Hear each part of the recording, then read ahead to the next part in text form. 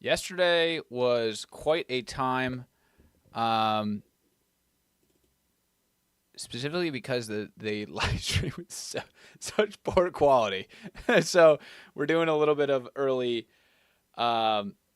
of early testing just to make sure that everything is working appropriately. We don't want to be uh, running into any issues.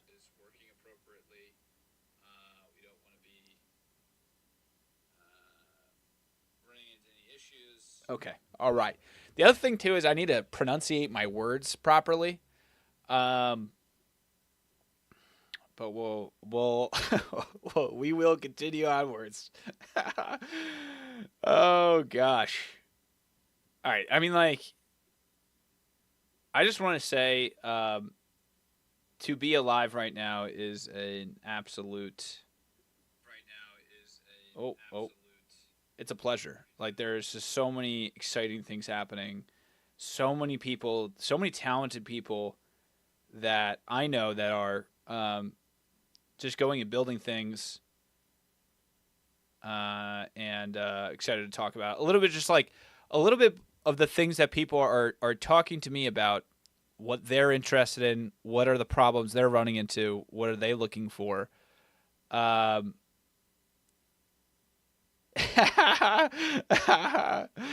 oh gosh, this is funny. All right, number one. Uh, as always, we're going to go into market news. We're entering into the market ending phase. Nasdaq up 50 bips, Dow up 10 bips, S&P up 27 bips. Like, the market starts up, a good percent and then comes down. This has been the story for many weeks now. Let's just go to the stocks that we're taking a look at. Circle. Circle has done very well given the impacts of the war, up to 132. Oh boy. Okay. So obviously the market is, wow. I mean, that's a very significant change. This was at 62 on the 23rd of February. Uh, Essentially, the war kicked off this narrative, very specifically the war. And after the announcement that people's bank accounts are being shut down, it really, really resonated with people that this is kind of the future of stablecoin settlement and the financial system. Next up, some of the other digital asset focused companies. Figure, let's see where that sits today. Down to about 2.5%. Not as narrative focused as the stablecoin settlements, more tokenization. I would suggest Figure as a narrative in 2027. 2026 might be a little early. Genius Act should be, something that's going through there. So I mean, BitGo and all those other different companies, I'm not really taking a look at. Now we have been tracking EO and R, currently down. Oil should also be down, but it's not. So this hype wave of natural gas seems to be coming down. Natural gas as a whole just hasn't really moved, but oil obviously has had a historic run as of late. Oh boy. So, and then the last one that I've been tweeting about. Sorry, I'm fixing my camera here. The one that I've been tweeting about or just looking at is Meta. 1 second.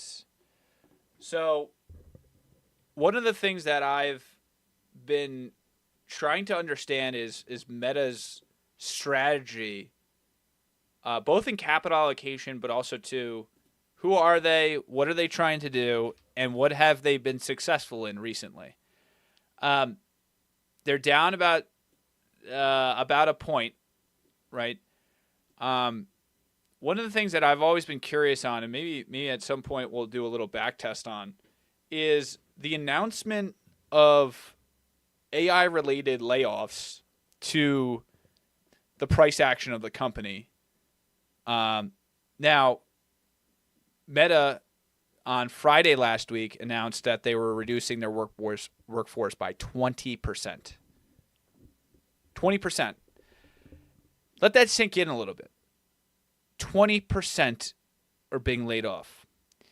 They're citing AI changes. They're citing virtual reality over hiring, which they said was done about a year ago or at post-COVID. But this is very reminiscent of 2021 when Meta went and tried to invest in virtual reality, and their virtual reality studio has burned. I would like, without even looking at the numbers, tens of billions of dollars in the virtual reality department or vision. So they're reducing headcount there. But the one thing that I think is there's a key disconnect between where the market is seeing AI value and where some of these AI layoffs, quote unquote, are seeing value. Most enterprise operators that are using AI, piloting AI, aside from very specific coding functions, have not seen ROI. So it's not too surprising that these are software-focused companies that are announcing layoffs. However, the fact is that Meta is one of the only companies in the AI race.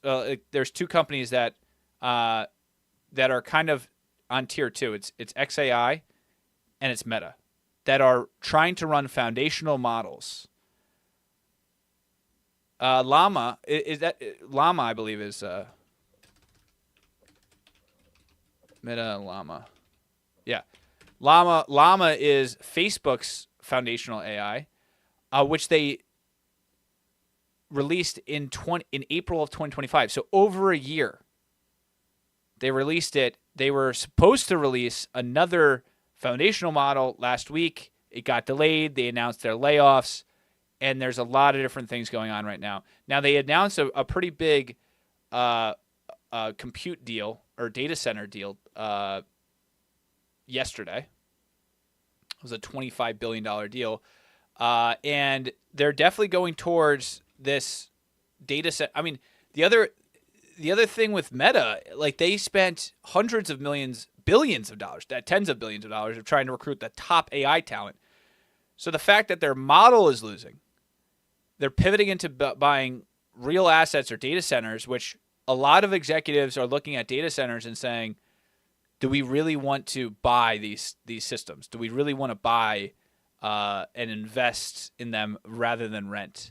I think overall, the strategy with buying these data centers is saying that we don't want to compete with anybody to rent with the size that we are, because you're just getting into a war, so you just buy out these projects.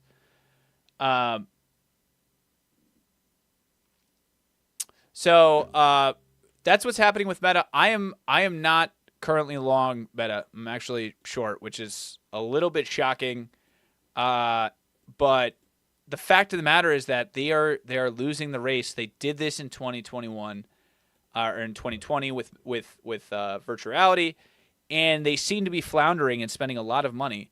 Now they have insane free cash flow. I mean, just like insane. I think it's $40 to $50 billion. So they have just an insane kind of trajectory. Now, I will say, if that is the case, if you are attributing, let's just say if a significant, let's say 20% or 30% of Meta's value is tied to AI, which I wouldn't be surprised if somebody did that, then you would think that Anthropic would be at like a $500 billion market cap. But when we look on chain, oh, look at that. They're at $700 billion.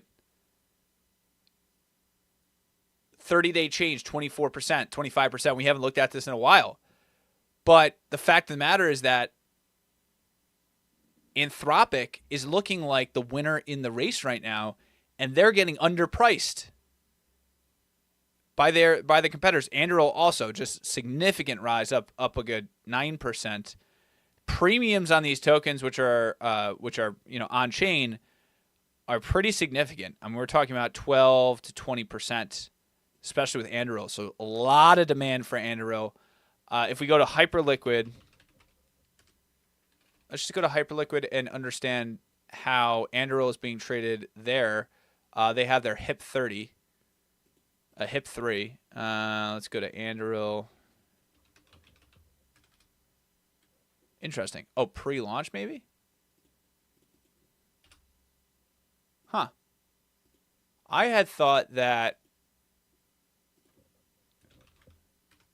Okay, so Anthropic is there. Anthropic is there, but Anduril is not. Anthropic is at 652. I believe 659. I do believe that this is 659 billion. So it's an actual like $1 billion here. Open interest here is about $1 million. So it's not a whole lot of volume, even on Hyperliquid for these synthetic markets, which is kind of alarming if you think about it. OpenAI still at a $956 billion market cap. So the AI race is still heated up. XAI just stripped down their entire workforce and said, we're going to rebuild this thing. Elon's obviously well known for clearing house when people don't perform. So I will say something to keep an eye on is Grok's performance and how they expect to basically go. Elon the other day stated that they were stripping down XAI and that they would likely outpace. Here we go. XAI will catch up this year and then exceed them by such a long distance in the next 3 years that you will need a James Webb telescope to see who's in the second place. He also mentioned a couple days earlier that XAI was not built right the first time around, so it's being rebuilt from the foundations up. Same thing happened with Tesla. So Elon's obviously not.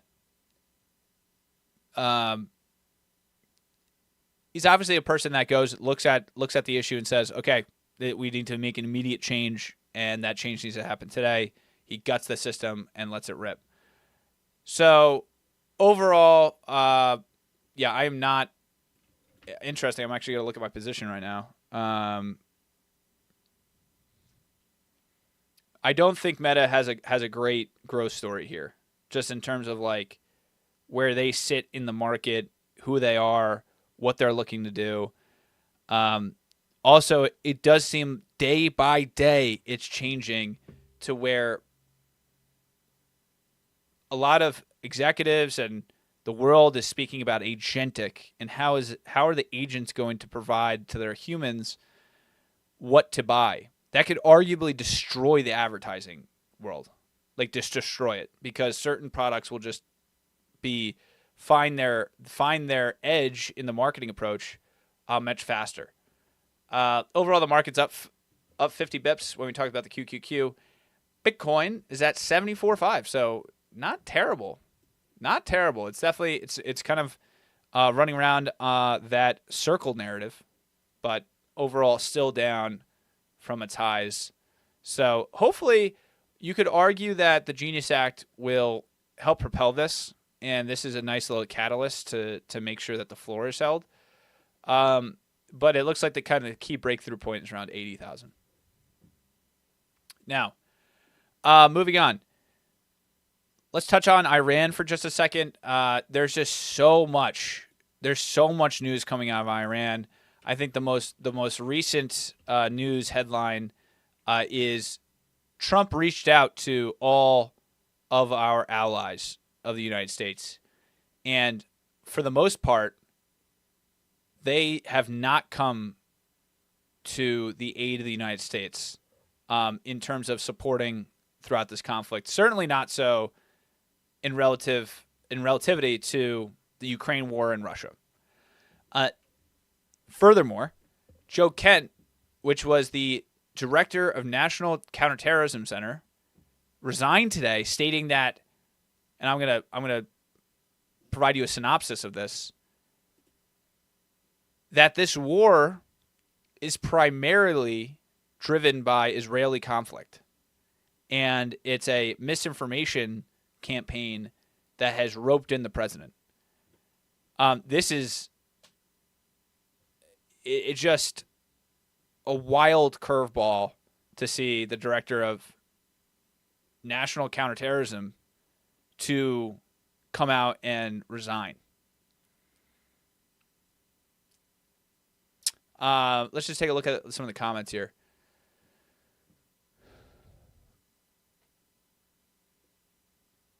There was also in the same letter he spoke about how Iraq was a similar deal. Now, one of these comments are saying that Israel obviously did not want the war in Iraq to occur. They're saying that this resignation letter is based off of Tucker Carlson lying to you.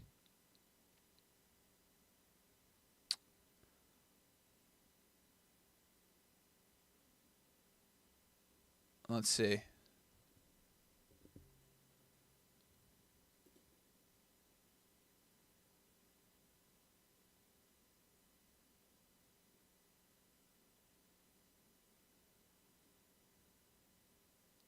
Some people are highlighting this specific statement. As a veteran who deployed to combat 11 times and as a Gold Star husband who lost my beloved wife, Shannon, in the war manufactured by Israel, I cannot support sending the next generation to fight and die for a war that serves no benefit to the American people nor justifies the cost of American lives. So it's tough when you see countries not supporting and then government officials resigning. It is a fact though that Iranian did enrich, and this is off of a Twitter comment, but enriched 400 kilos of uranium, which is obviously not part of what we want to happen. But overall, this goes down the path, and just to wrap it all up in a bow, the Iran conflict is looking more and more to be a conflict that will last not days, not weeks, but months, and if not longer. We're talking about militarizing Marines. We're talking about much more involvement. Ray Dalio yesterday that we touched on yesterday was that even if there was an agreement for peace, if the United States did not take control of the Strait of Hormuz, which is what is the biggest kind of leverage point at this point for Iran, which is the chokehold point for 20% of the world's oil, if they cannot take full control of that strait, then it is a loss for America, and it will be seen as a loss by the world. So, if that is the case, then it almost seems inevitable, and I think the odds on Polymarket are currently sitting at. We'll take a look real quick on Polymarket of where we are at with the troops on the ground. The troops on the ground. If troops get on the ground in this conflict, it seems to be consensus that it will last months.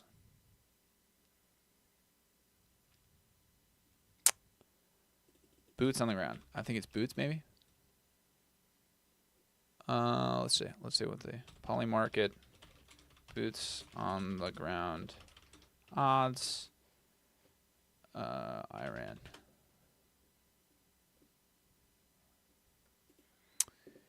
U.S. forces enter Iran by March 31st. It's a 31% chance. I mean, I say 31% chance, 30% chance. 30 cents currently trading. December 31st is currently at 62 cents. So, yeah, we're looking at, I mean, sometime between March 31st and December 31st, which it seems like if this is the case, then it would likely be in April. But a 1 in 3 chance even by March. So if this is the case, 62% of people that are betting money right now, these are significant volumes, 11 million and 2 million. That's a significant volume for a Polymarket market. 62% believe that there's boots on the ground in Iran by December 31st, which means that the conflict is lasting longer than anticipated. Therefore, I think that the market will be in a long, like a a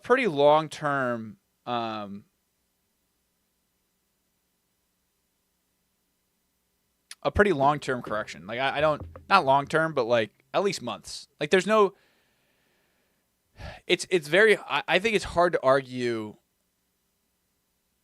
that this is not going to impact the investing sentiment, and that's kind of the thought behind it. And you already have now. We didn't take a look at like, well, CrowdStrike, one that has been something. CrowdStrike is a cybersecurity company. Probably goodbye. But when we talk about like just the market as a whole. The compression of multiples just due to AI, and then the conflict on top of it ruining investor interest, I think is going to speak a lot to where we're going to end up. And I'm just talking about short term, but that's pretty much that's what I believe. I mean, if we take a look at IBM, up on the day, so IBM is getting a little bounce back. But I mean, these are just like everything's compressing, right? Like they're not everyone. You're kind of seeing a consensus that we're not sure where companies will sit in terms of their pricing power, their ability to generate cash in the near term. They're getting discounted. They're getting discounted that 10 years out, we're still not sure where even the incumbents lie. There's a non-zero chance that some of these companies go to zero. I mean, like that's where we're currently at, right? So, very important to kind of stay abreast of some of these things. And, a lot of the, Block is kind of sitting there, but it argues for the Dow, the S&P to outperform the NASDAQ at this point. But in this case, the Dow and S&P are getting weighed down by geopolitical concerns. And the NASDAQ is getting weighed down by, basically, the fact that any application that you see on the internet currently, can be argued that they should not be able to charge for their services outside of their regulatory and data and proprietary data sets. So, arguably, small business software, things like that, tough place to be in. Many cohorts of startups are going to die. I would say if you raised a commercial application, I'm going to guess that the latest that you would see a company with a pre-AI mindset who is in trouble is somebody in the 2020 cohort, 2022 or before, especially like 2018 where, they had 5-6 years of runway and they didn't really do too much. We're kind of getting it being this graveyard of companies in the next, call it 12 months. So with that, okay, so we went through Trump, Entrepreneurs Rising. I think this is another key factor here. Some of the smartest people that I know and who have previously been held back by the way that technology has presented themselves to that person or their ability to feel confident in moving forward in a new venture is quickly getting eroded, right? So I think what's important in this environment is that there's a lot of people going to start companies, businesses, and things like that. And I think that one of the very, very important parts of understanding this environment is where can something be recreated very easily? If your hook is that the software that is going to be created is not fully taking somebody's critical processes, then you can assume that the software that's being prevented or that is being prepared for the business should be priced at a commodity level, almost at zero, arguably at zero. And the only way to make money outside of that commoditized software is the frictionless deployment and the automation from not only agents but procedural. So something to keep in mind as you see new businesses pop up, as you see a lot of these vibe-coded applications, the thing, like, there's a lot of hot flashes, right? There's a lot of hot flashes here and there. And I wouldn't, like, just as you saw AWS go down, that's the headline. I think a lot more people are seeing catastrophic failures that you know about, and you're going to start hearing about it more and more as these vibe coded applications enter into the market without the proper deployments. So deployment teams, I think it could be one of the largest areas out there. Just straight up deployment teams, like guys that will take your vibe coded idea and deploy it. Make sure that it's secure, like security oriented. You can tap on them to say, hey, go architect this, make sure it works, things like that.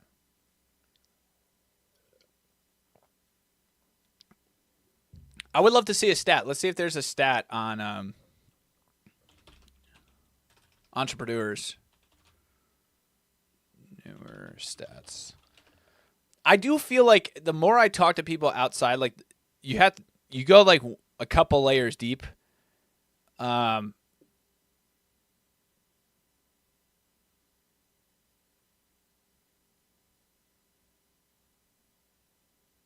Sorry, I'm just going through to finish out the thought. You go out a couple layers deep. You don't see a lot of normal people interacting with AI past ChatGPT, even still today. Vibe coded applications are something that still most people aren't doing. Most people. And then you have some people that are just doing a lot. They're doing a lot. So there's going to be even a bigger graveyard of ideas. But some of the hardest things, the hardest problems in the world will be able to be done because it's much better, much faster to do the software behind it. I want to just go into like a trend in. I mean, you could see this in the iOS deployments. Trend in new businesses and or entrepreneur.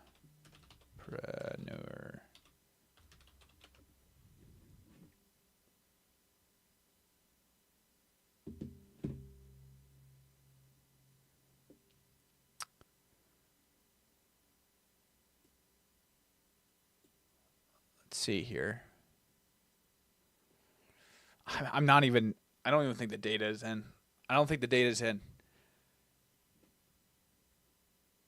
The data, like, I don't think that you're going to be able to even see what people are doing.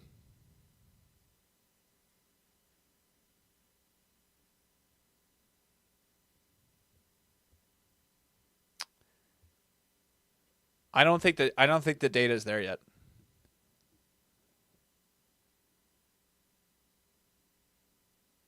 The data just isn't there. They're gonna have you. I would say, I don't know how far away this data is. Let's just.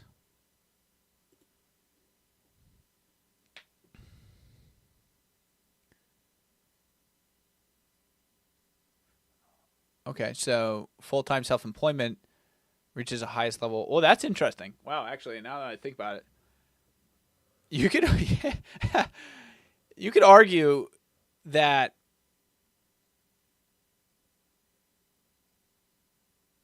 the era.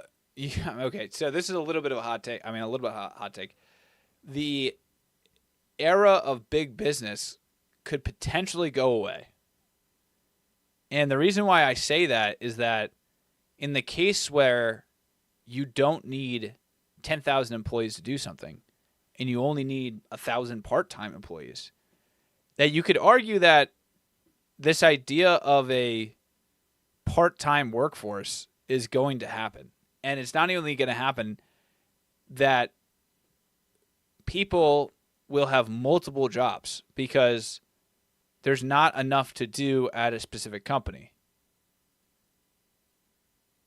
For example, now you need 95% less call center individuals, but you just still need 5%. And that 5% could occupy space at 3 different call centers. So something to keep in mind, and something that I haven't really thought about is the idea where these large corporations, if you go down the path where there's robots doing manual task labor and you have agents doing software and procedural task items, where do humans fit? Humans fit for the creativity, their ability to create arts and new things and new intents. But arguably that doesn't need to be, that can be stretched into many different areas. So something to take a look at, like the self-employment reaches highest level on record in 2025. It could mean that, oh, interesting. Unusual Whales just put out that Russia is providing Iran whales. Where's this? Unusual. Just tweeted out that Russia secretly providing satellite imagery and sharing drone technology to help Iran target U.S. forces in the region. We talked about this the other day. We literally said, Russia, we just took away the oil sanctions on Russia to relieve oil prices. Now Russia is just running free, and they're supplying Iran with technology to literally target the U.S. It just seems like we're creating a beast here, like just a beast, a wartime beast.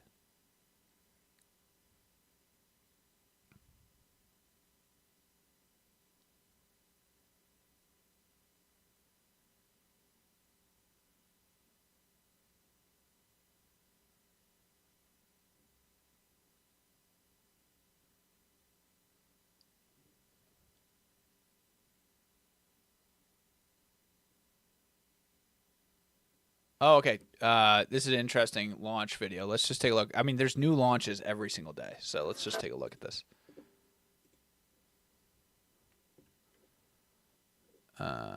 Introducing Durable, the first AI business builder. Durable can build anyone an entire business with just one prompt. Let me show you how powerful Durable is. Hey Durable, can you build me a car detailing business? Our AI gets to work. It knows you need a services page, a booking form, and phenomenal imagery for the highest conversion rate. In 30 seconds, you'll get a beautifully designed website, optimized for SEO, and full branding, ready to launch. Next we ask, how do I hit 10K in 30 days? Make no mistakes. Right now, our AI is building a revenue plan using your competitive analysis. Here, it flags a critical issue. Your highest earning competitors specialize in luxury German cars, but your website shows American vehicles. Durable fixes this. It triggers the AI Studio to update your site imagery. Now, your site converts 200% better. But launching your business is just the start. While you sleep, Durable brings you paying customers. At 2 in the morning, our AI notices that your competitors are showing up when your customers search car detailing near me on ChatGPT, and you're not. That means you're losing sales. To fix this, Durable adds crawler code so that AI can easily read your website. 1 week later, Durable rechecks and finds that you're now ranked number 1. The traditional 9-to-5 job is being eliminated by AI agents. Other companies are using AI to replace you. We are using AI to make you the business owner. Over 3 million businesses have already been built on Durable. And to celebrate the launch, we're building out the next 1,000 businesses for free. The right person could operate their new business and earn 6 or 7 figures per year. Retweet and comment Durable along with your dream business idea, and we'll send it to you. Okay, so let's just take a look at Durable. Let's just take a look at Durable. What is Durable? What was Durable? What was Durable 1 year ago? I mean, this is literally what's going to happen. So we go to way back when.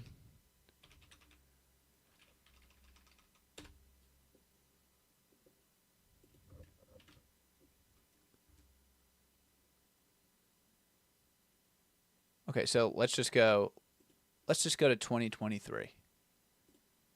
Let's see where Durable was in 2023.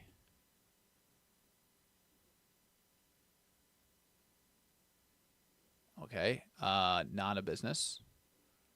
What was durable before? They said 3 million businesses. 3 million businesses did this. So who is where was this company? I mean, it wasn't it they I guess that maybe they could have bought the domain, but let's just take a look. I mean, the key thing here is that you're going to see all these people pivot. But again, this is unless they're doing something specific, like that people have their businesses. That's where, like, to be very clear, there's going to be more and more businesses, but the people with businesses are going to be they're the most powerful people for AI. They have a system, a process, something they have everything set up. They can optimize it. So let's just I want to go through I want to see what their LinkedIn is.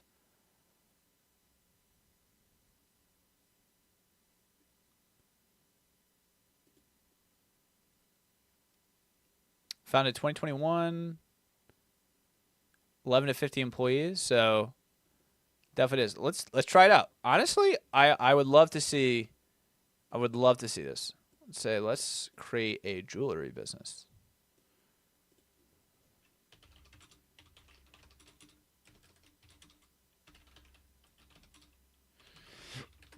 It's gonna say start for free, and then it's gonna ask me to sign in. Blah blah blah. God, it's the same thing. What I like to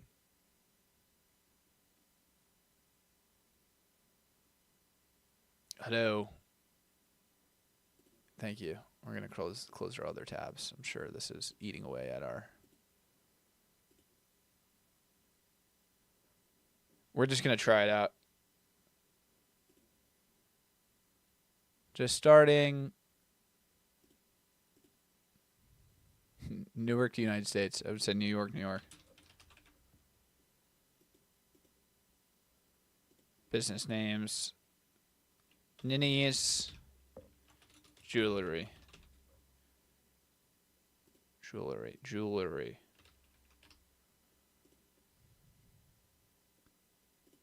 We're just gonna start building here.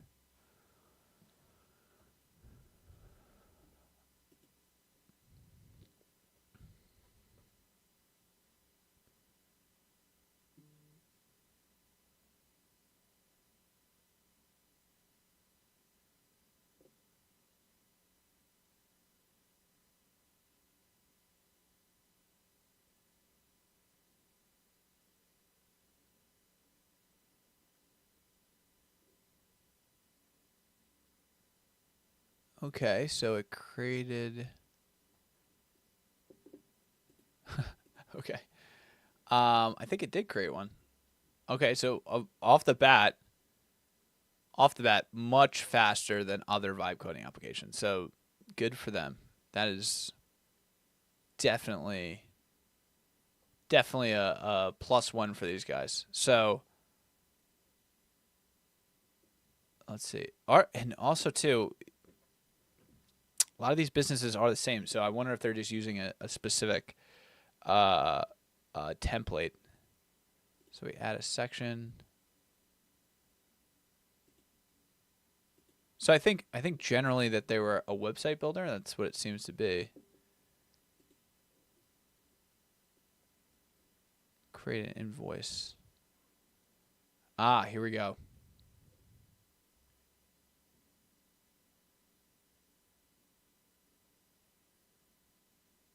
CRM, AI partner, priority support, and more. $85 a month. Launch is $22. So here you are. I mean, this is the latest pricing, guys. Latest pricing. You can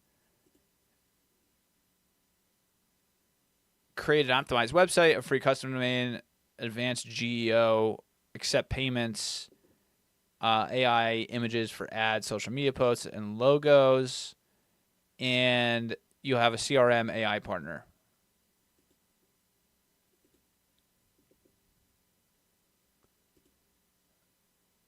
Discoverability. So we'll do some marketing and the studio. Let's just take a look.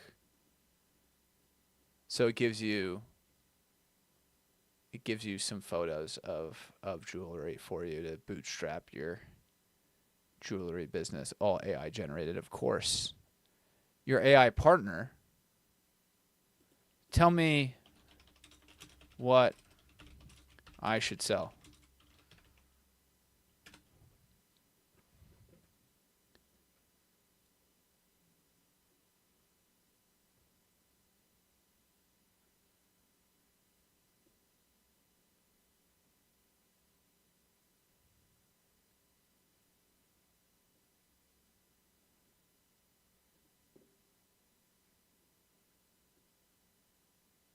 So high complexity or very high ticket prices over $2,000 before you've built trust. Overly trendy items. Wow. So okay. So this gives a solid overview. I like the way that they're trying to do this.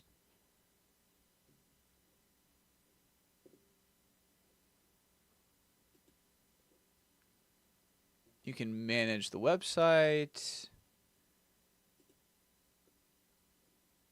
Here we go.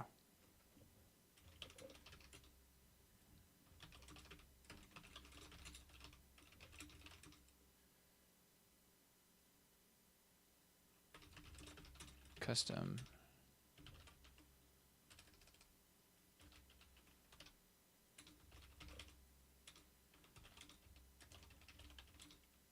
A younger audience. Towards we'll say new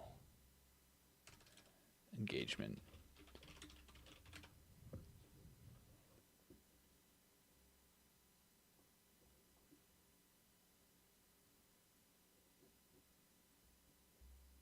Saved. Oh, I don't know what it did.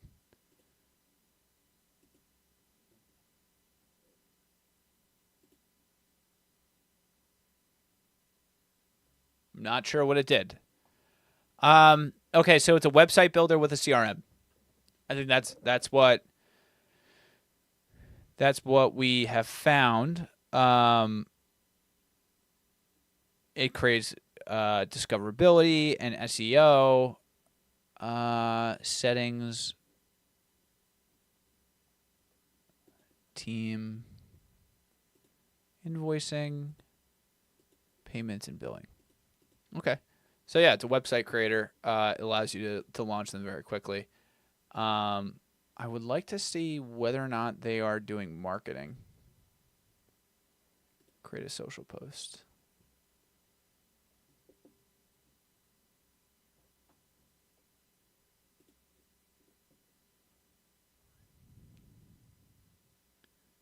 Oh, I like this. It basically has persistent memory. That's good. So it's generating the image. We're doing a, come join the jewelry business. And I'm doing this because like every new product that comes out is trying to solve for something that, say, was done a month ago, right? That was a pain point a month ago. Like that's where you're seeing people that are looking to pivot into specific things, specific traction items, is that they're going towards something that was a problem a month ago, 2 months ago. Hopefully for these guys, it's very hard to understand where their end goal is here, because that looks good. Looks a little bit cartoony-ish, but generally not terrible. Not terrible at all. I like the idea behind it. Now I want to see just who they are, what they're doing.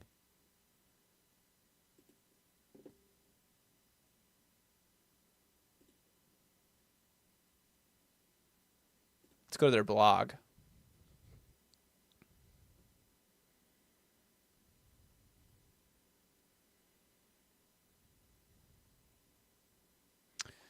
The Complete Business Builder. Got it. Okay. Let's take a look at how far back they go.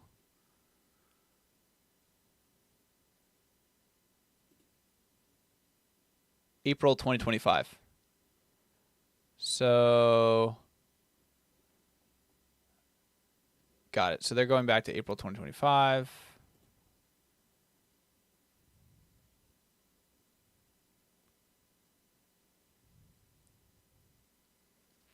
I want to see how they evolved, because when you're launching these things, it's so easy to get lost in the mix.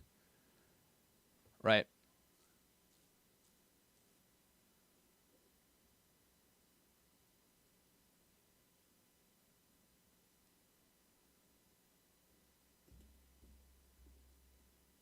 Bookkeeper website builder made with AI. Meet Durable.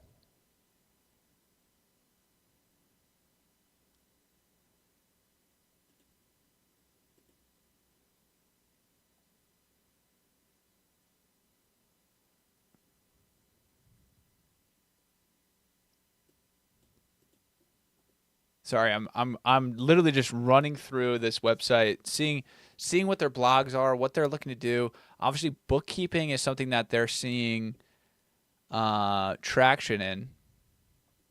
Why am I even doing this? I should just ask Claude to do this. Let's just ask Claude. I mean, I can't do that while streaming. It's a little tough. I need to get a better PC. That's what I need.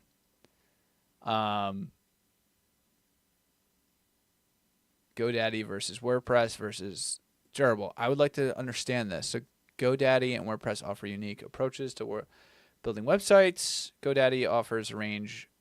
Let's see.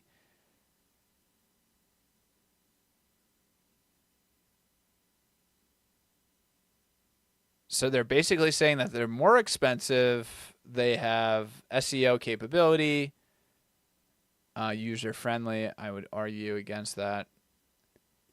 Live chat. Okay.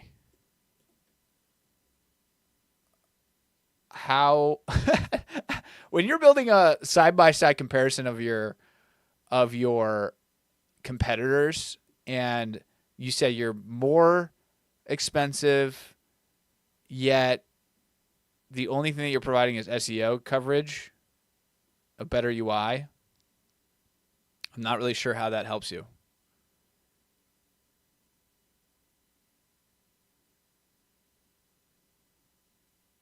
I'm just not. I'm again not sure how that equates to charging more. This is one of the issues that I'm going to see a lot of people have, which is you're charging more for a product that people have to switch to. They're either switching to or they're using it immediately. So it has to be like amazing. Like it has to be far beyond amazing to even consider someone using you over a traditional partner.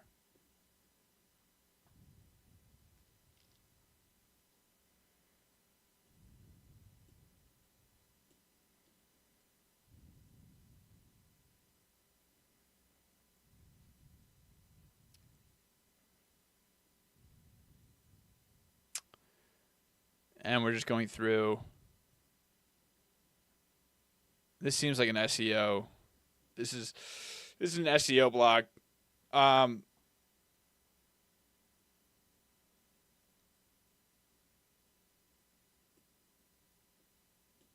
don't know how they're getting their pricing to 4.9.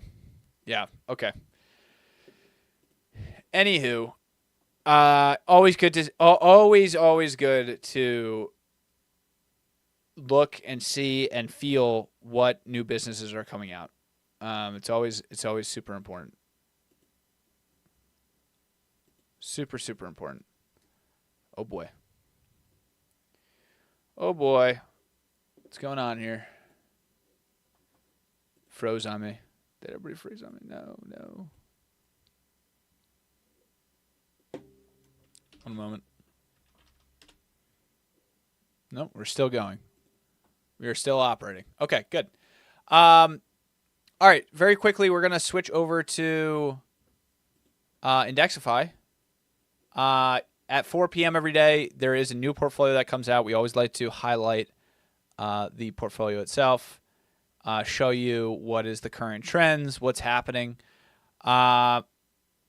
So Clawmas, Valor, and Pulp. Valor has been popping up more and more. Clawpump.tech. Let's take a look at that one. And Heavy Pulp. So that one has been Clawtech.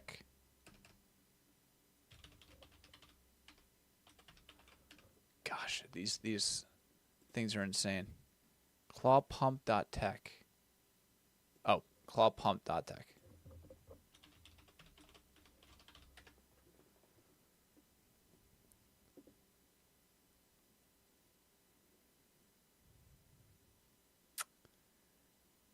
Interesting. Okay, so it's a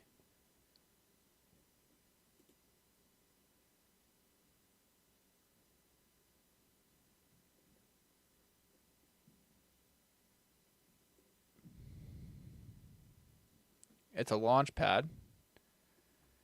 And let's take a look at where they currently are. Currently at 697K market cap. Okay, they actually launched a little bit a while ago, so back in February. So these guys are definitely building. Well, that's good. I mean, at least you're seeing people that are sticking around and building. They're up a good looks to be a good 2x in the day. So it's good that we found them. It's cool. Active Twitters. Let's take a look. They're built on Pump Fund and Solana, so they're just a wrapper.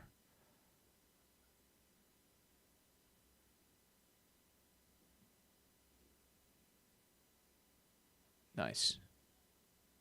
Cool.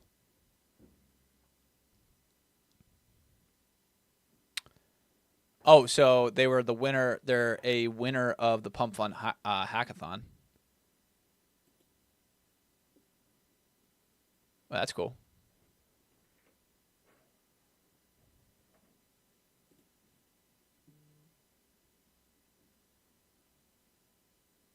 Oh, they're the latest winner. Okay, got it.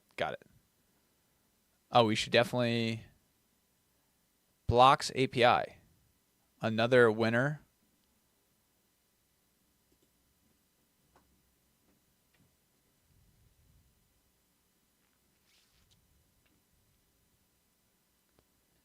Very cool. Blocks API.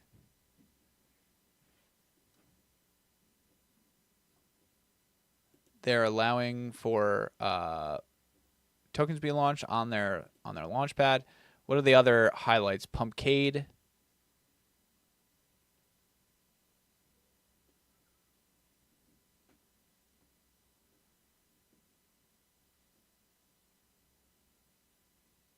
Got it. So these are all spotlights of who are the winners.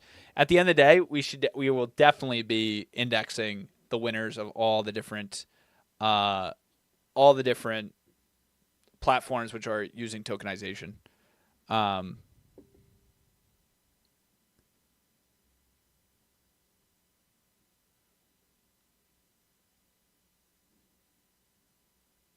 That's great. I actually Pump had a $3 million basically a competition. $250,000 dollar investment is significant. It's a significant amount. Like, people are getting paid.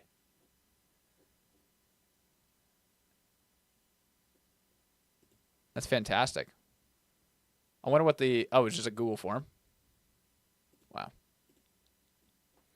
Well, anyway, so clawpump.tech is in there. Claw APIs is in there. Or Mama, which is a offshoot of the latest narrative around what? This monkey that's like in a cage. Another monkey in a cage. It's reminiscent of our pal Harambe, R.I.P. the goat. Heavy Pulp. Let's see where these guys are. Heavypulp.media. Freshly squeezed visual amalgamations. Whoa. What is this? It's a sci-fi drama. Oh my gosh, 2 hours long. Is this all AI?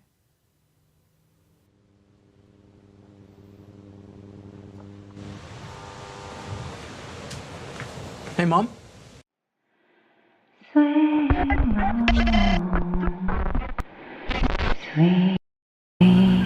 chariot. Hi. Have you been here before? I have not. No. You should try the pink moment. I moved like 6 times since I was a kid with my mom. Really? What's that like? Tell me, I'm curious. I've seen your mom. At the ranch. Right. I live right. there too. All right. Yeah.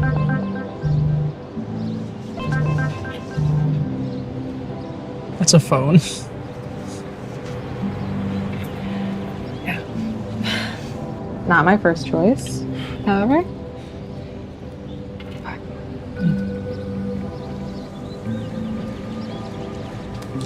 Just looking over your file, and it's gonna be really helpful about today. Really? Yeah. Really? Interesting. So this is a token for a feature film. I wonder what it's a Pump Fund token. Let's take a look.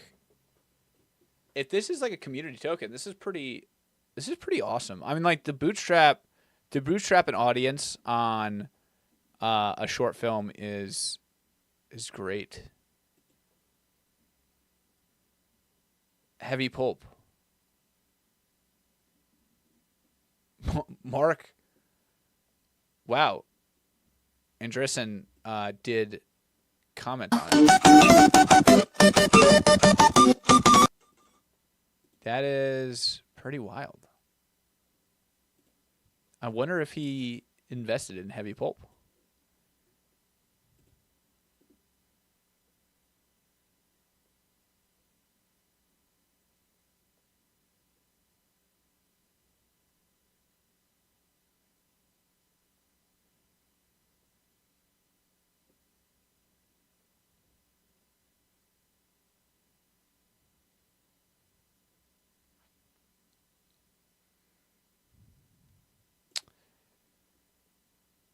Okay, so Heavy Pulp is a community-driven meme coin inspired by the visual artist Heavy Pulp. There's no team members. The token supports artistic themes without specific utility. The Heavy Pulp account shared that it had purchased additional tokens and locked them, reinforcing supply. Okay, so they actually did engage with it. That's pretty cool. Let's do a little reallocation. I like this portfolio. It could have some good movements. You know, our AR cohort 19 is still there. I don't want to necessarily back out of that. Tesla, Anthropic, SpaceX up good 4%. That's our long-term play. We're going to take out this test portfolio. I'll sell this.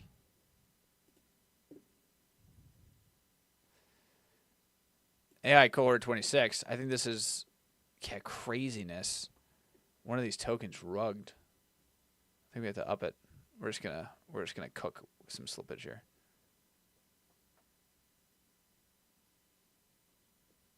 Craziness. Down 80%. I wonder what market cap this is at. Huh.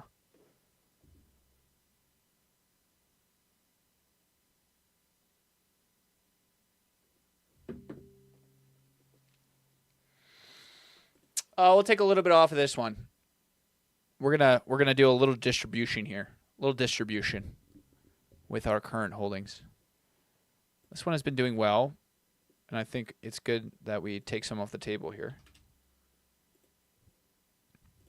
and put into our newest one, which is up to 8%. 8% since we last saw it. Wow. What are we doing? Oh, no. It looks like that's a little bit delayed. What happened there?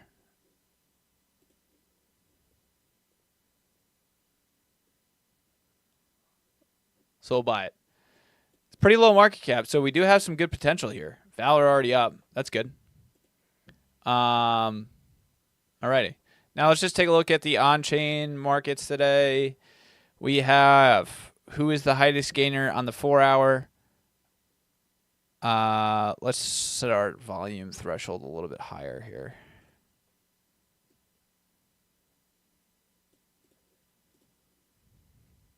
Bagworker is up the most. They have a lot of volume, eight times turnover, so they got to be pretty new. Clued, Strategic Oil Supply, Universal Basic Income. On the day, call APIs. Okay, so these are the ones that we saw, right? And then if we go to stocks, I want to say above a certain level, 50,000 minimum. Anduril, $2.7 million in volume on the day is significant. Same with Anthropic. Crazy that they're not moving around more. Given this is double their market cap, so there must be arbitrage going on here or something happening. Amazon stock also, we're definitely seeing higher volumes. These are significantly more volume than we have historically seen. Oh, Robinhood stock up to 77.5. There you go. This is much higher volume. Much higher volume. They must have.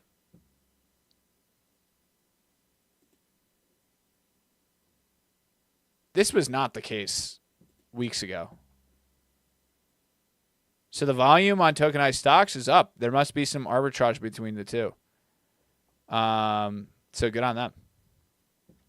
Good on them. Commodities as well. Looks like gold is by far the most traded asset. It is currently down 3 to 5% based on these tokens. I mean, gosh. Definitely got to have some arbitrage between the two.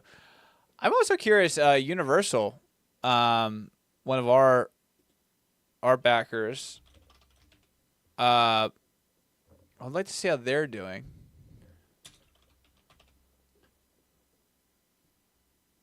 Universal Crypto.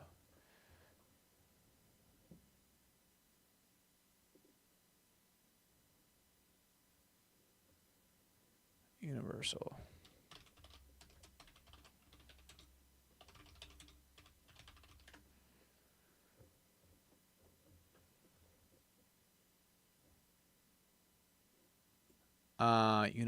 Universal Crypto.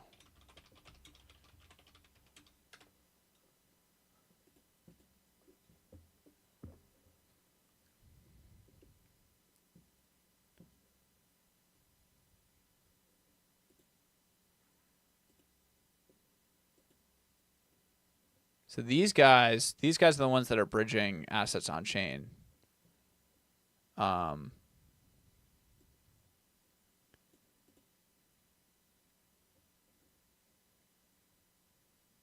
They have over 15,000 tokens available, $2.5 billion in trading volume, 30,000 active wallets.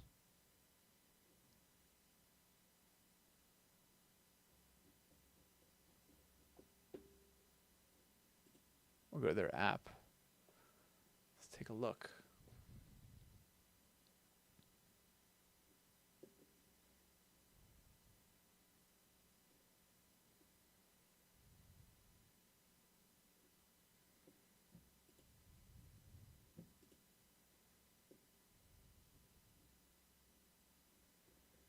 You can select any token that you're looking for, layer ones, the top 10.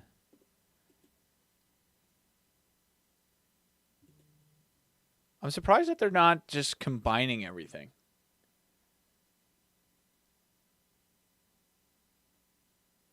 right? I'm just not. I'm surprised that they're not like just completely.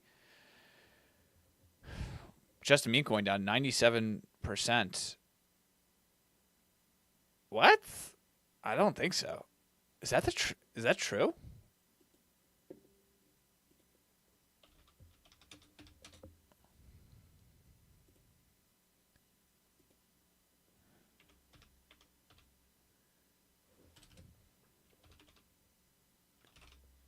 What was the ticker here? Meme coin. Oh, just meme coin.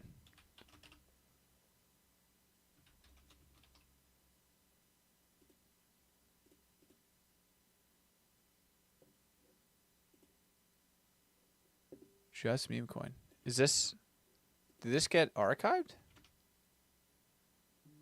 Looks like it did. What's the bonk? Okay, if we can't search it, that means that it was rugged. I mean, security parameters on Indexify means that you can't go. We do not allow that. Wow. Just meme coin rugged. Holy crap. Bro. Like, how does this even...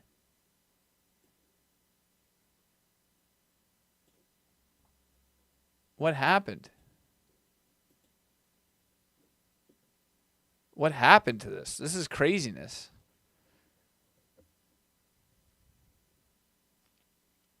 Oh, it's a migration.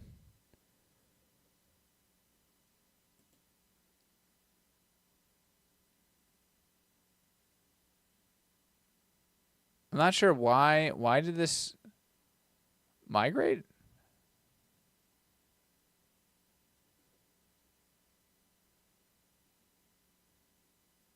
I'm curious.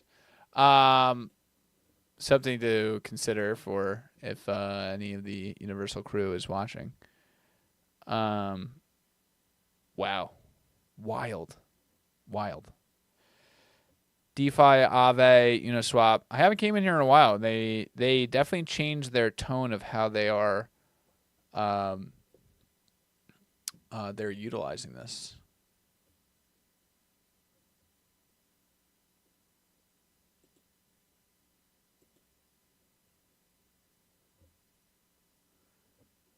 Now I'm curious.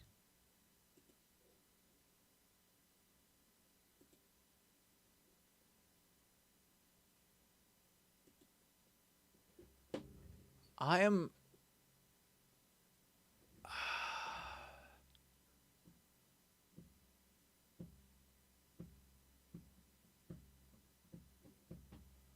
Let's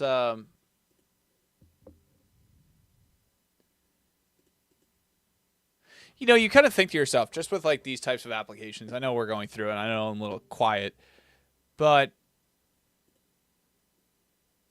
they're all everything's turning into the same thing. It's turning into the same thing. It's trading revenue. I am curious. They originally had Universal Token, which was the Universal backed tokens. Yeah, here it is. Which helped to bridge the on and off chain.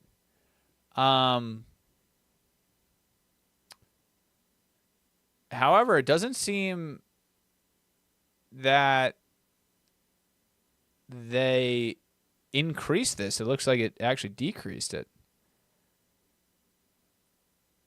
What was the legacy app? Yeah.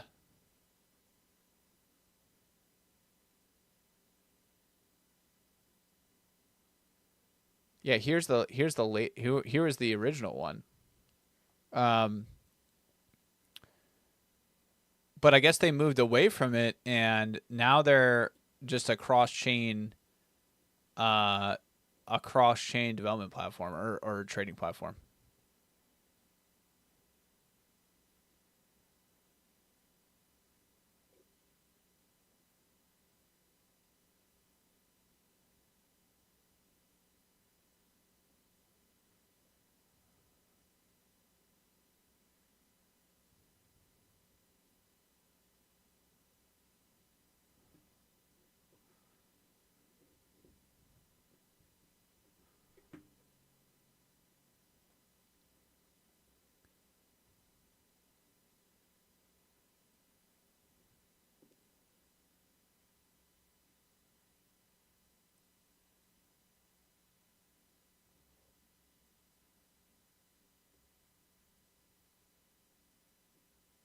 UDocs. Let's take a look. I wonder if you're able to mint with native assets, but on Solana, because we're built on Solana as well. Oh, 404. Anyways.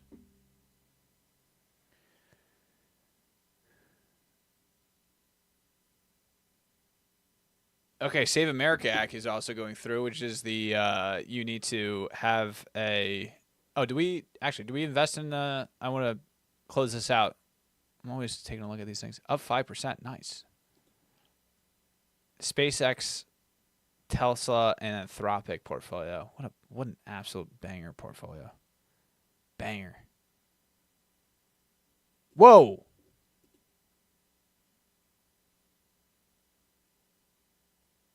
What's happening here? What is happening?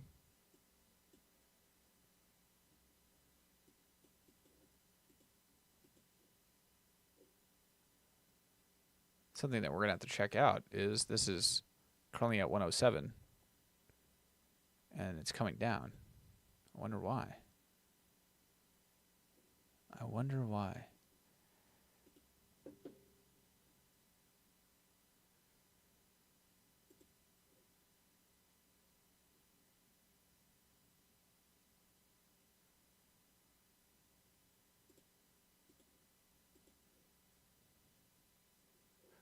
Alrighty.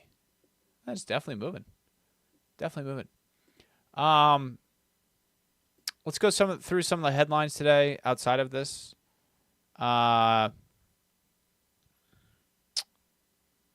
So one of the things that I want to take a look at, the difference between an MCP and a CLI.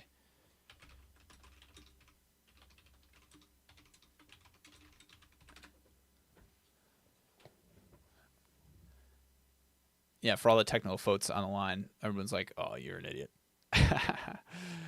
MCP is an open source protocol designed specifically for AI models and agents.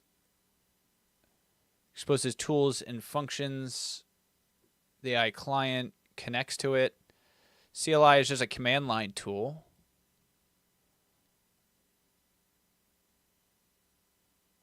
I think most people are using CLIs at this point.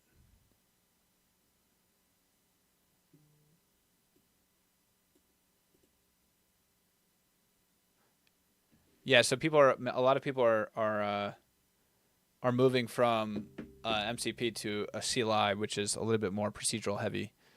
So that is the case. Needs more compute. Google searches for can't sell a house jumped to the highest level in history last month, surpassing even the peak of the global financial crisis. Wow. That is shocking.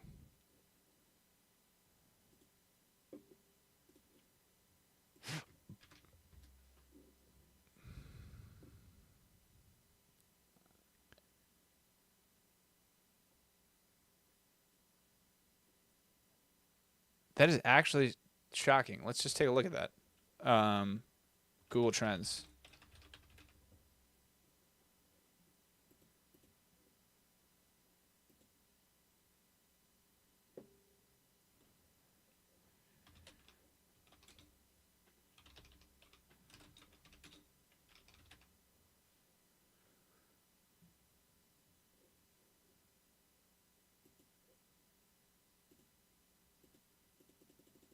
Hold up. We're going to close all our tabs, clean this up a good bit.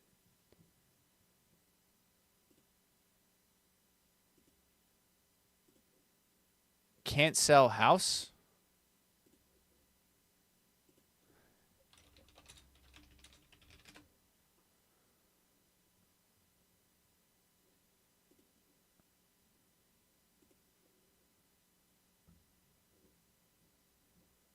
What are they talking about? Oh, okay. No, this is true.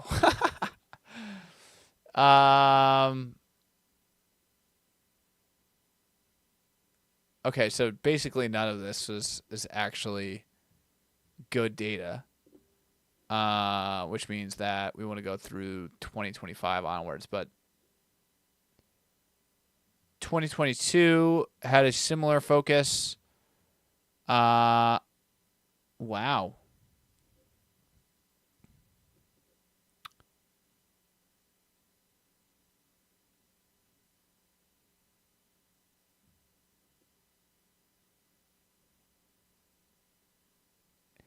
Dude, somebody has been. I don't believe it. I don't believe it. I think this has got to be manipulated.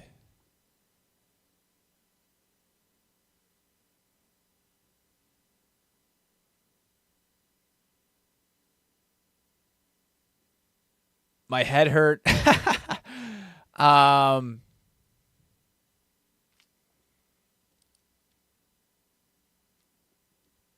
I just I mean, some of these headlines, you just like kind of sit here like, nah, I don't know about that data. I don't know about that data. Seriously though, like, is this actually the case? Like new home sales?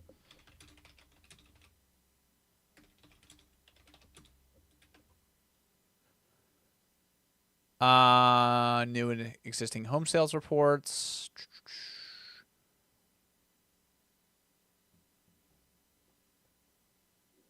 Let's just see. New residential sales. Oh boy. Median sales price of homes sold in the United States, the Q4 of 2025, average sales price monthly supply of new houses. You would argue that this would have hit an all-time high around the same time, but I would doubt that. I doubt that. All-time high would have been in January. Yeah.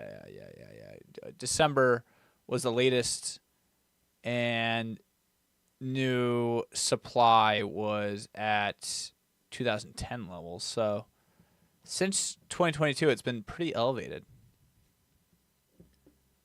So lots of supply of new houses in the United States seems to be high. So are housing prices coming down? That's the question. That is the question. That is the key question. I don't really hear about new prices coming down. And the house price index is going up. So there's high supply and high prices. So either one needs to come down.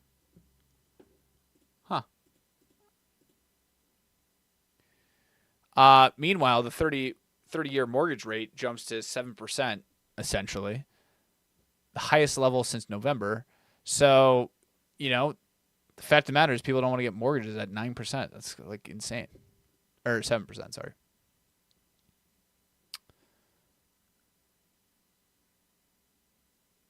NVIDIA has become a value stock. Ooh. I will say NVIDIA did just say that they're going to be issuing out 50% of their cash flow to dividends and buybacks. That kills a growth story behind NVIDIA. Like they can't even put their money in anything that would make money. Therefore, they're returning it back. So, where does NVIDIA sit, given the fact that they are returning most of their cash back to their shareholders? Is quite a interesting perspective. Jim Cramer. Tiffany Fong. Wow, what is she doing recently?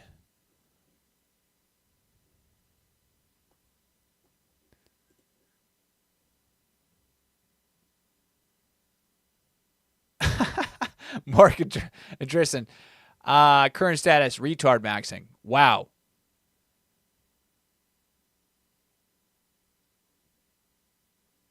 Okay. Huh.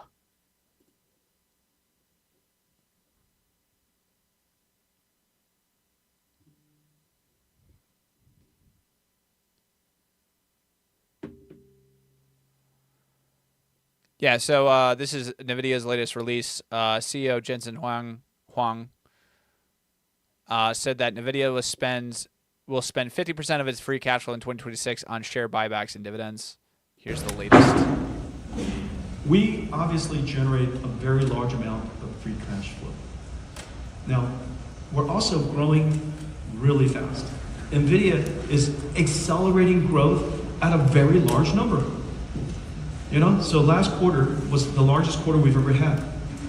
Meanwhile, our growth rate is accelerating, not growth in dollars, our growth rate is accelerating. So the combination of those two things is happening to us because of all the things that I explained before. We're going to generate a lot of cash. That cash is necessary for funding our growth because, as you know, we have a lot of suppliers and we have a lot of partners and procuring, securing, helping with capacity, securing inventory, all of that. That's number one. Capital necessary for our growth, number one. Number two, we also invest in the ecosystem as the information just asked, right? And so we invest in the ecosystem. The ecosystem is really fantastic to invest in because, quite frankly, I think this is the future of computing. And here we are investing into the next Google, investing into the next Meta, investing into the next, you name it, next Amazon. Why would we want to do that? We would love to do that. And so that's the second thing, and we're building the ecosystem around CUDA. That still keeps a lot of free cash flow. And so what we said earlier in the last meeting is that we plan to buy back and dividend out 50% of our free cash flow this coming year. Okay, so 2026. So that's what we said, 50% of our free cash flow. Last year, we had less free cash flow than this year, and last year, I think we distributed about 40% or something like that. And so this year, on a larger number, we're going to increase the percentage. So the answer is, it's likely to be a very large number. Wow. So there you have it. 50% of NVIDIA's cash flow going back to share buybacks and dividends.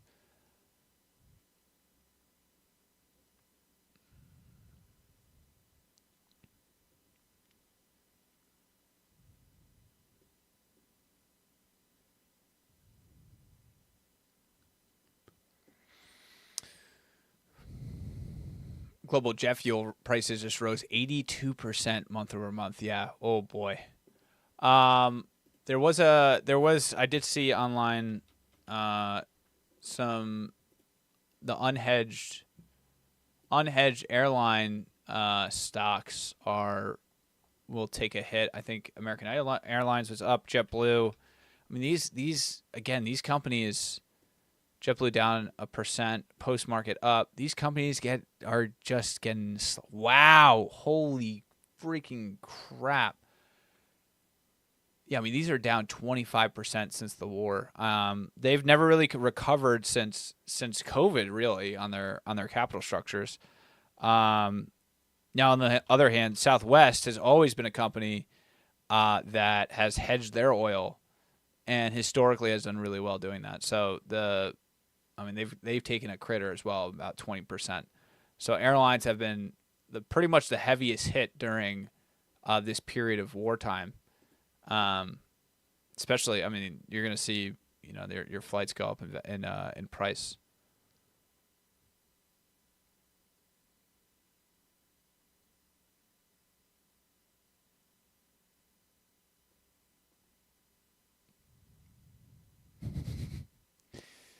Oh boy. Oh, Andrew Yang. The end of white-collar workers has arrived. Texio's planning 15-20% of staff. Developer has been declared obsolete. Oh, interesting. I wonder where CBRE is at, because if this is the case, which I think a lot of people agree, is that commercial real estate is just not going to come back.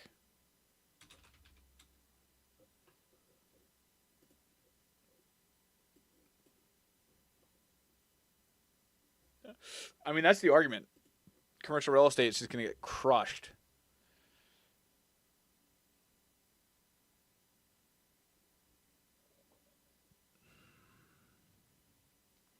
Amazon launches 1-hour delivery across hundreds of U.S. cities. You can get like 15-minute delivery in New York, which is just insane.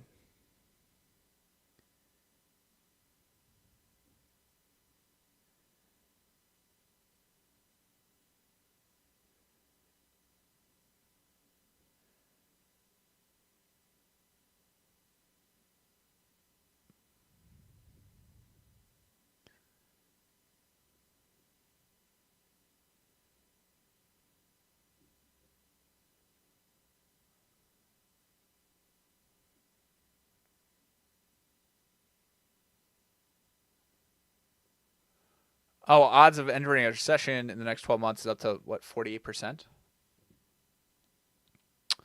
We haven't really went through the Kobesi letter at all.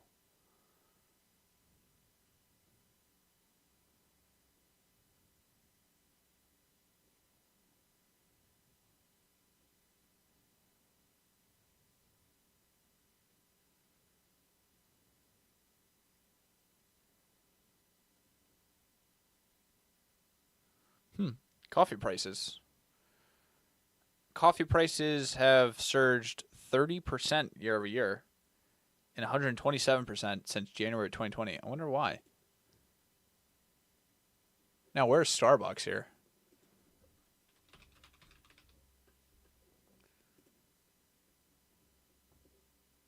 Not doing terribly. Not doing terribly at all.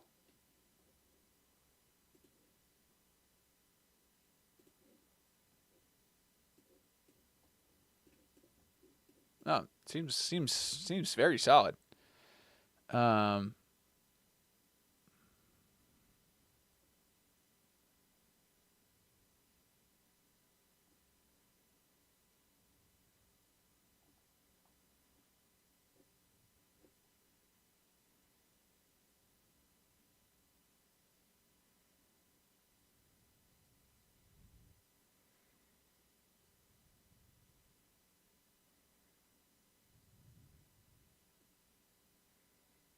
We're just going through all the headlines here.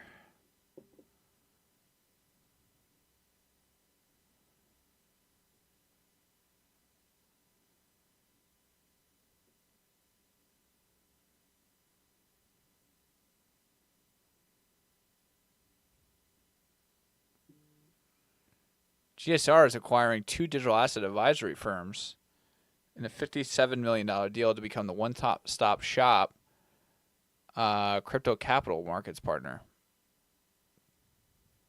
Autonomous and Architect, to create a crypto-native investment bank that can assist in the burgeoning crypto startup with fundraising, governance, and long-term capital planning.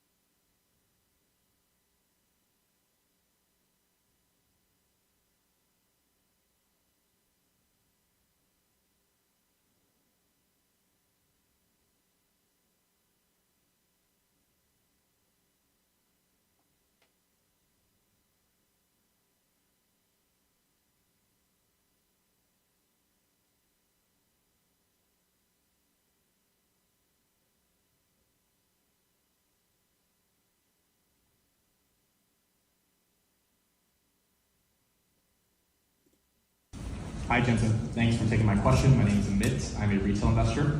The market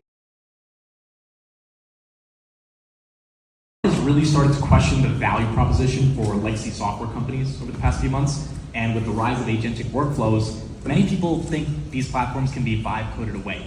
I'm curious how you see AI working with those software companies to prove that they will be valuable for yourself. Yeah. And so please tell the retail investors they're just absolutely wrong. And it's not even my business to protect, you know. But right is right and wrong is wrong. Let's just use one example. Synopsys, okay, or Cadence, or any of the design tools. The limit of their business is butts on seats. There are only so many engineers. If there were more engineers, they license more tools. If there were more plumbers, you get to sell more tools. If there were more carpenters, you would sell more tools. You know, and so if there were more engineers, they could sell more tools. But in the future, we're going to have agentic engineers. And what are the agentic engineers going to do? Manifest transistors? No. The agentic engineers are going to use the same tools we use, because when we're done with using the tool, it needs to put it back into the structured data that I can understand. Because if I can't understand it and I can't control it, this is back to the controllability questions we keep coming back to. Is SQL gonna die because agents are here? No, SQL's, that's where our ground truth of business is gonna be stored. And when the agents are done with their work, please put the work back into SQL. So that if I want to go interrogate it, I can go interrogate it. When the agent's done with design, it's going to use Synopsys and Cadence, and it's going to go back into the file systems and the data structures, the ground truth of the design of Cadence and Synopsys. And if I want to reproduce it exactly, not probabilistically, you know, if I had an agent, if I used AI, deep learning, to generate my chips, it's going to probably work. I can't have it probably work. I need it to have it exactly work. And so I need to have a specific ground truth. And the tools, the Synopsys tools, keeps it coherent. Now, because I have agents, the number of Synopsys tools that we have to license is probably going to explode. Yeah. Not the other way around. People have this weird idea that the AIs are going to manifest and generate the transistors from zero. Are you guys? That's like nano banana. I'm going to, you know, they kind of imagine NVIDIA engineers going nano banana, you know. By the way, I love nano banana. Nano banana is great. But you can't design chips that way. Are you guys following me? You got to get it crafted layer by layer by layer, because you need it to be verifiable, you need it to be understandable, you need to be repeatable, controllable. All of those things, you can't be probabilistic. Jensen, do you have time? That was honestly an absolutely terrible response. I think he forgot what he was talking about halfway through the video. The question was, are SaaS companies going to essentially go under because of agentic AI? Although he did say yes, he is not qualified to answer that question, or not necessarily not qualified, but it's not his place to do it because he's not defending it. But all he said was you need data layers that are sources of truth and auditable and procedural. And not everything is going to be agentic. I think that's what his main function or purpose of the comment was that agents aren't going to be the end all, the stop to this world of software as a service. It's not. It's tools built on top. That's what's going to be the end. And the fact that to recreate it and to recreate something that's better is much, much, much, much, much easier.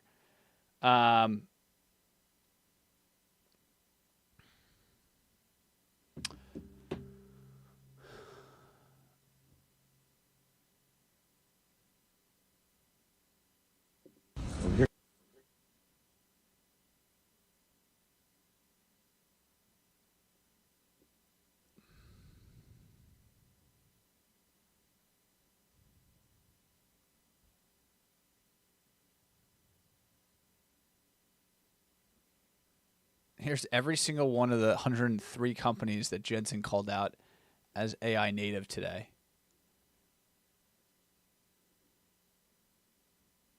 Oh my gosh. Let's see. AI for auto. Anybody that we know. Wabi Waymo. Customer support. 11 Labs. AI for engineering. Nothing that I know. This is or Beyond Math. AI for healthcare, Arc Institute, AI for robotics, humanoid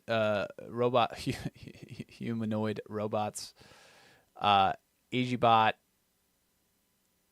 So, wow, these are awesome. AI for search, Perplexity,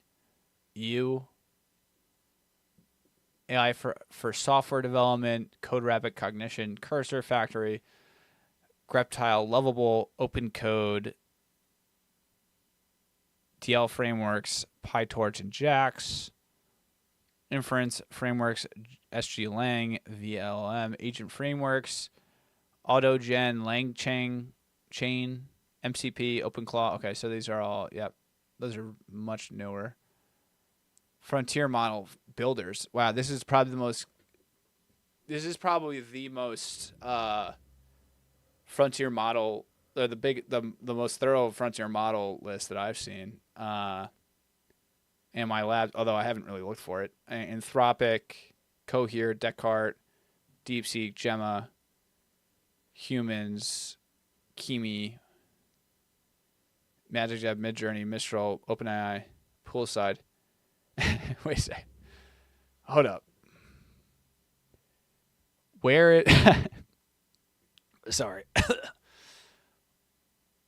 Am I missing something, or is Meta not on here?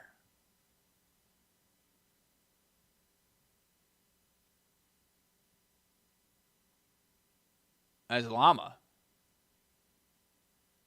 Wow. Oh my gosh, that's crazy. I guess Google wasn't on here either. I don't see Gemini. They might not actually be frontier models though. Model to production, Anyscale, Brain Trust, Data Robot, Fireworks, H2O AI, Hugging Face, Modal, Nutanix. Scale. Okay, I would love to see like the revenues of each.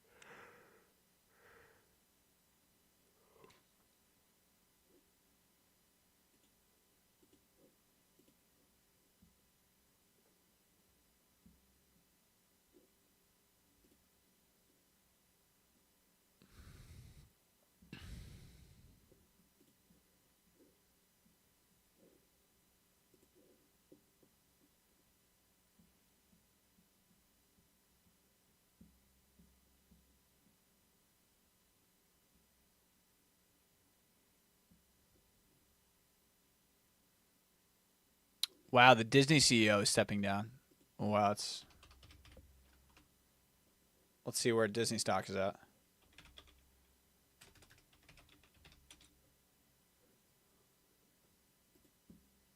Oh, no, not the right one, not the right one. Huh, jeez, I don't know what this is. Thailand depository receipts. My God. Disney. The Walt Disney Company. No post-market update, so no movement on the stock there.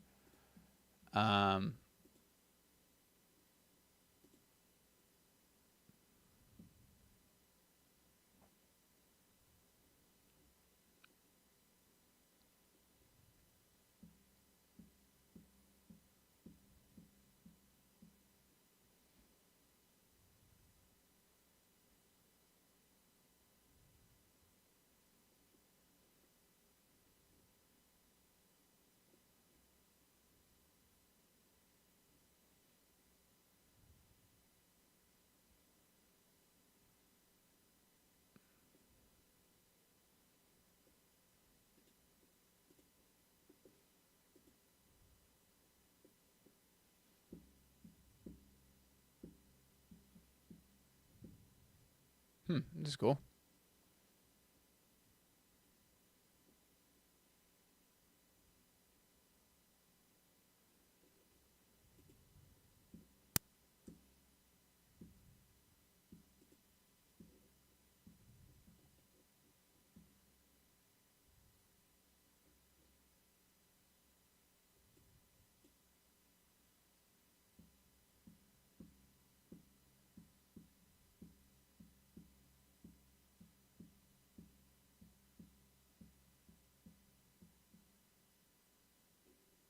I don't know why anybody would actually use this.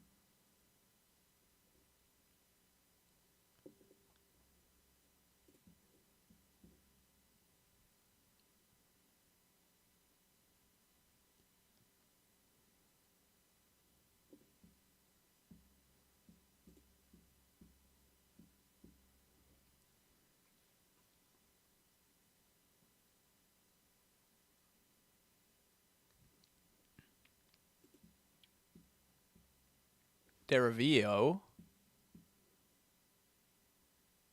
was just backed by Yeezy Labs. Interesting.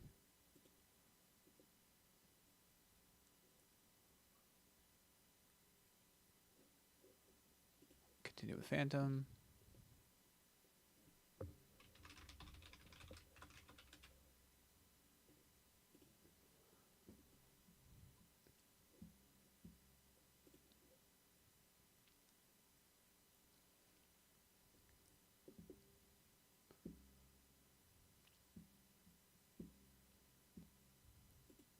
Agent.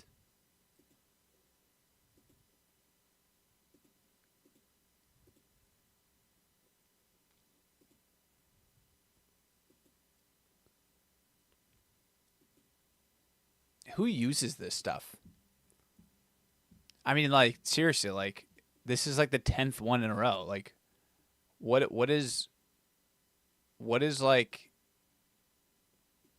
what is the big deal?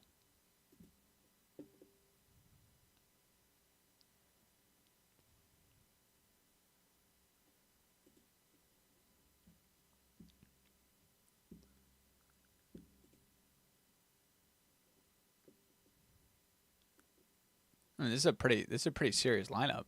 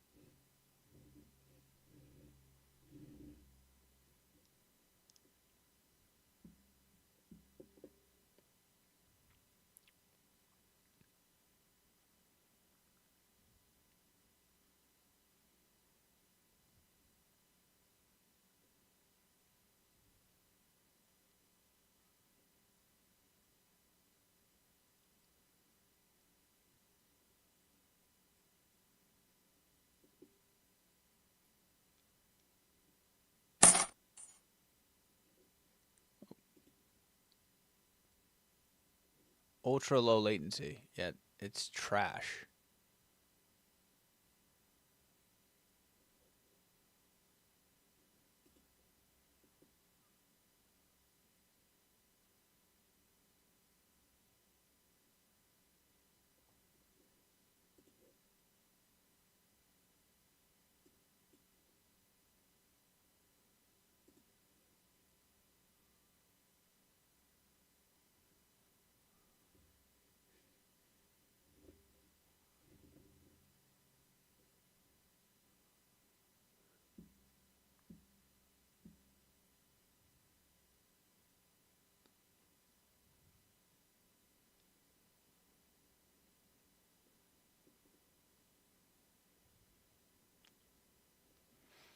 Interesting. So it's just it's just agentic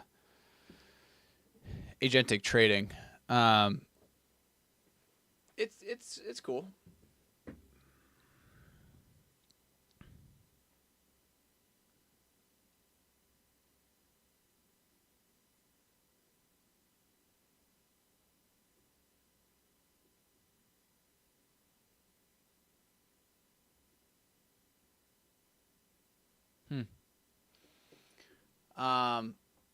You know, it's always interesting just going through and reading, like, again, all the new rounds. What are people doing? How are they shipping? What is the overall vision and goal?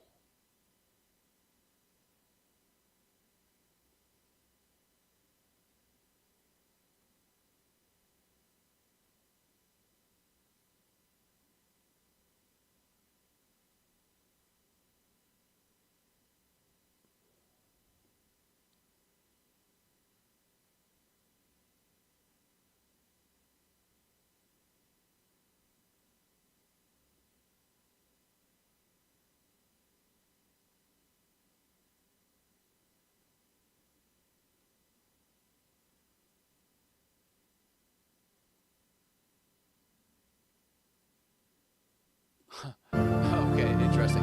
Game dev takes 7-7 and wife racked after his game earned 250K. This is good. Okay, I'm looking.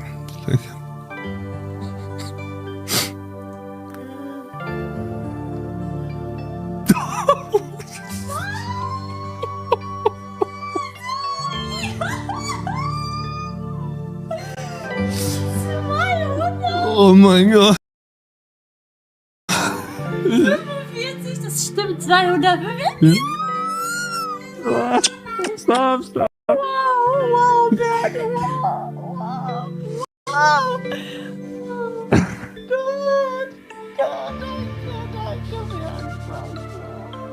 Du hast es geschafft. Du hast es geschafft.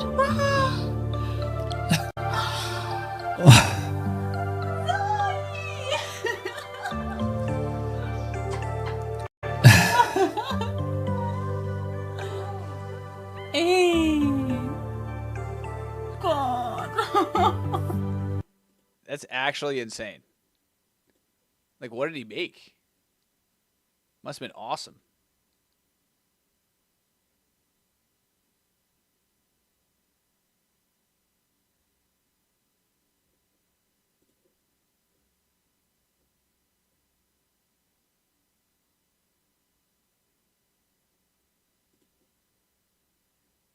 Meme bubbles. Huh. What is this?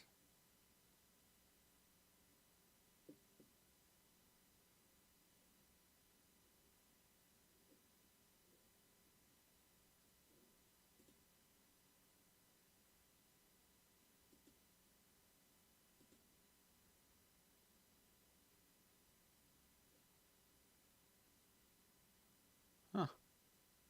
This is cool. All right, we'll do a little bit longer and then we'll hop off.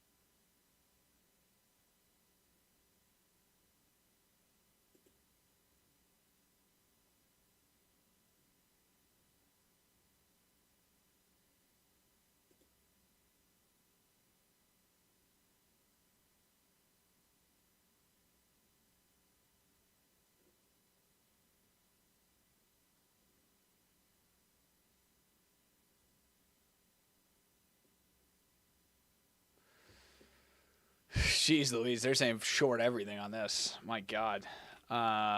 Basically that all of DeFi tokens should be down another, Morpho should be down like 70%.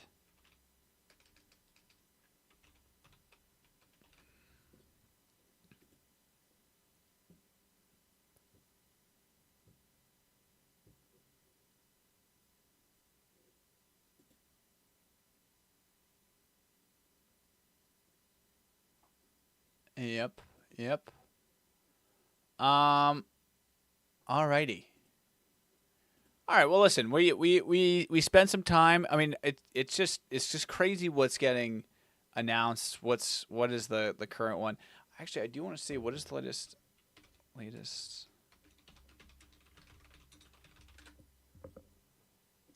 funding rounds. Let's just take a look. Venture capital news.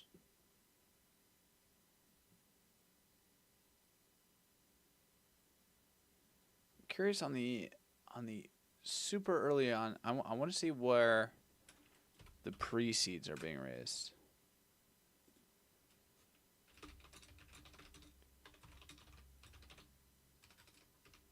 I guess Crunchbase is probably the best one.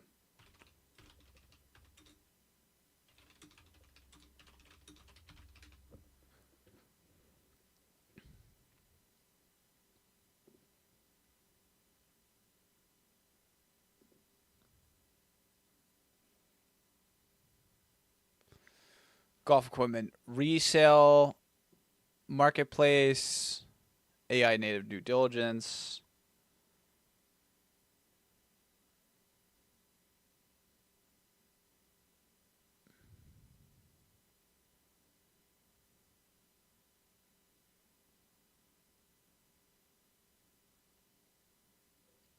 Seed table.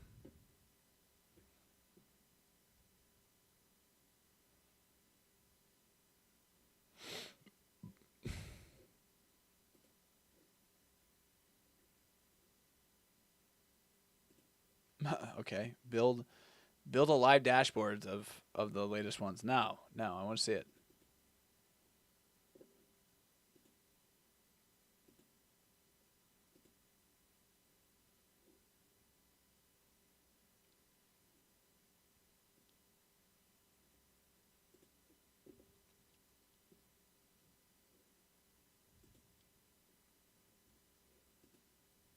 I don't want to do startups. I want to do funding round statistics. Here we go.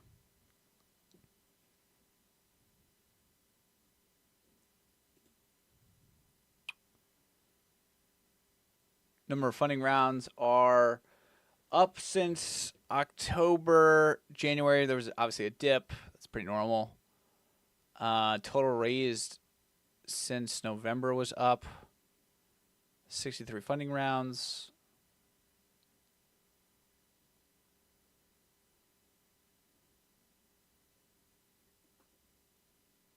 $11 rounds. I mean, definitely in India, UK are definitely the highest ones.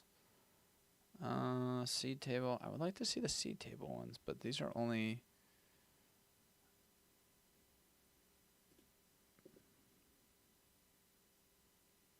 Got it. Alrighty, well, let's just take a look at our latest investment. Our entry is at 0.96. We're currently down a little bit. It looks like it should be up a little bit, but slippage probably took out a little bit of it. Stacks, most recent ones. Airfruit's killing it. ABCDEFG is one that's been around for quite some time. Our other AI portfolios down 12%. Our other one is up 35%. So overall, Black Calm, which is our agent that is creating portfolios on a daily basis, is down 1%. Down 1%. Yeah, let's see where this actually is sitting right now. So it's at 148. Nice. Wow, 148 is actually wild. Where is it? What is this having it? Heavy Pulp. Yeah, Heavy Pulp and Valor. These are the two ones that were in there. So, wow, these things are taking off.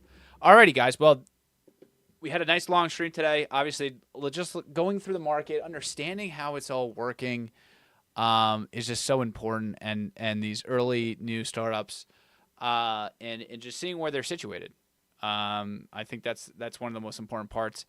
And I think the other aspect here is just we're just seeing more and more that intent-based systems are the kind of the way, the truth and the light at this point. You know, something that we've done in the past is just inspirational quotes.